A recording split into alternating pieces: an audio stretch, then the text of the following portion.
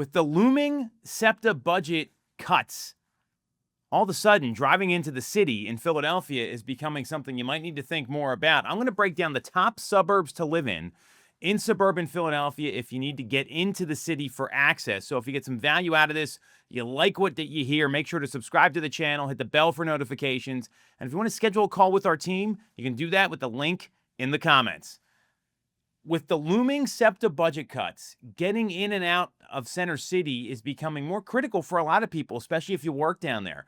So I'm going to break down the top suburbs to live in Philadelphia, right outside the city, if you need to get into Center City and where it's going to be easier to access some of these neighborhoods, especially if you got to go in there to work, because all of a sudden, SEPTA may not have that regional rail anymore. So the first one I want to hit on is Ardmore. Ardmore is right by the Amtrak line. Now, maybe you can get in with Amtrak from Ardmore if you need to take the train there, because that is an Amtrak stop in addition to a SEPTA stop.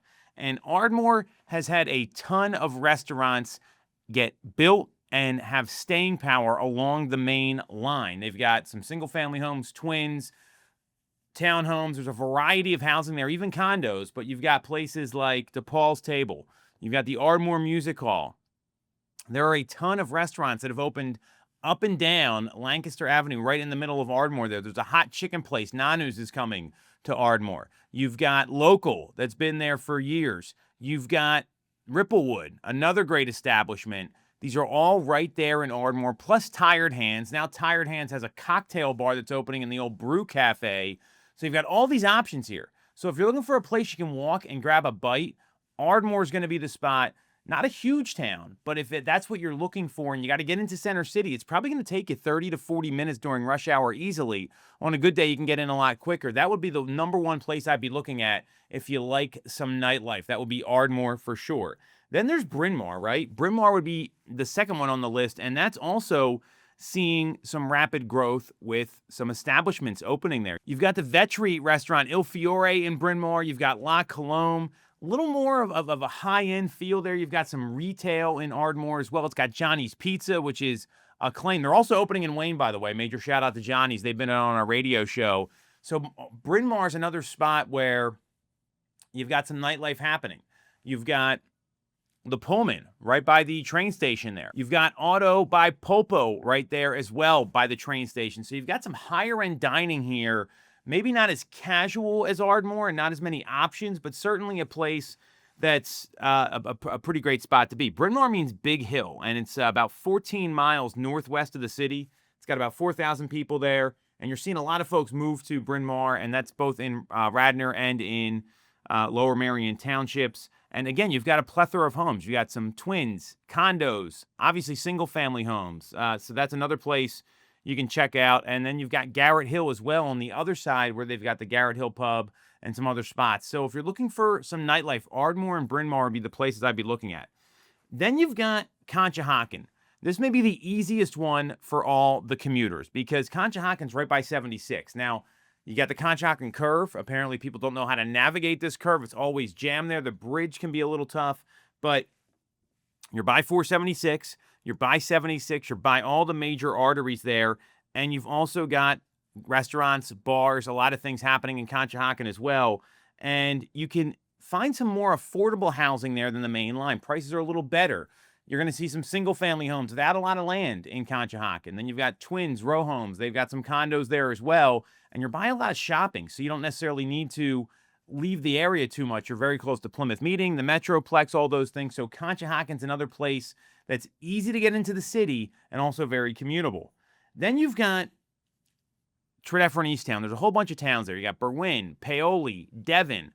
A little more rural out there. So you can get on to 76, take 76 all the way in after jumping on 202. So it's not a tough drive. Now there's going to be some traffic there. It's a little further out. And you've got some incredible school systems there. It's a little pricier there. The medium home price jumps up a little bit compared to Conshohocken. But you've got a lot of shopping. You've got Whole Foods. You got Wegmans right in King of Prussia. A lot of great options there.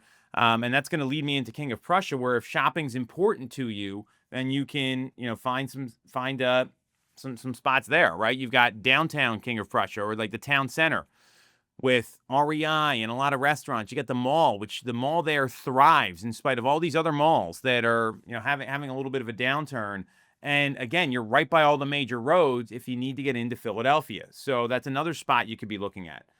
If you're looking for a little more elbow room, Newtown Square is going to come to mind. So Newtown Square has seen massive growth with Whole Foods, with Lascala's Fire, the whole shopping that's been developed along Route 3. You've got tons of shopping there by Ellis Preserve that has been developed. If you want a piece of new construction, there's a lot of options in Newtown Square, but you don't see that along the main line. You don't see as much in Conshohocken.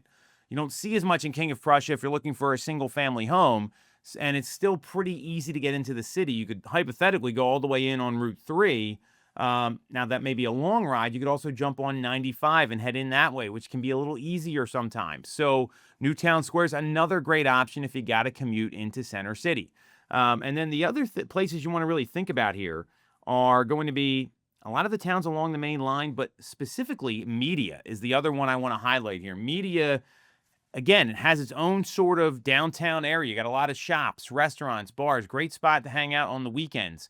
You've got a lot of shopping in Media, plenty of grocery stores, but you can get right on 95 off Baltimore Pike and get right into the city and take 95 in, jump in that way, and come in from the south side of Philadelphia. And the reason I'm bringing up all this is because if SEPTA does discontinue their regional rail service, one of the lines that's going to be eliminated, it's the Paoli-Thorndale line.